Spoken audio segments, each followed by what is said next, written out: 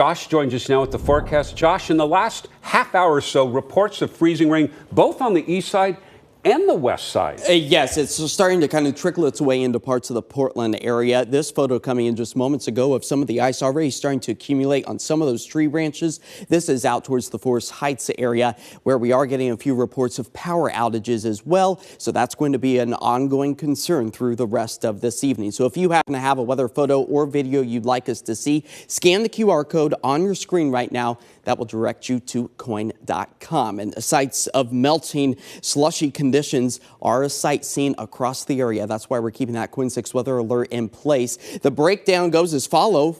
Freezing rain for some tonight. Icy spots are likely going to take us well into Friday morning before we eventually start to warm up. But you'll notice a lot of those side streets still the most impacted with slushy conditions. So use extreme caution as we could potentially see some refreezing as we move through the rest of the overnight hours. Glance at our temperatures right now. PDX at 35, Vancouver slightly cooler at about 33.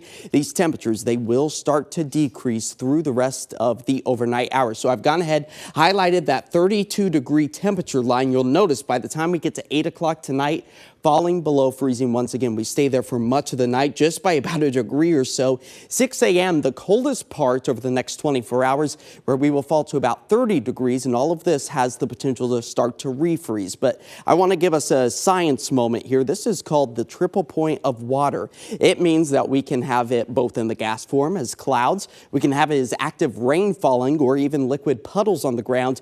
But we can also have ice and snow on the surface as well. Now, those melting runoff kind of rivers that form in the streets, likely not to freeze, but stagnant water, that will be the quickest to turn to ice. As freezing rain is falling for parts of the area, that's indicated by the pink, the yellows and oranges, the heavy downpours that have the potential to turn into the freezing conditions again as heavy snow falls over the Cascades and points further off to the east. So travel along the Columbia River Gorge hazardous through tonight and into tomorrow. So the breakdown for tonight, freezing potential for the roadways as we work our way into Friday morning. Icy spots a possibility for some, primarily along the side streets, before all of us start to melt down. But we'll be discussing how much ice could potentially accumulate in the next 24 hours coming up in just a few minutes. Josh, thank you. And while other areas are slowly starting to melt, again, East County remains encased in ice, and like Josh was saying, more is on the way.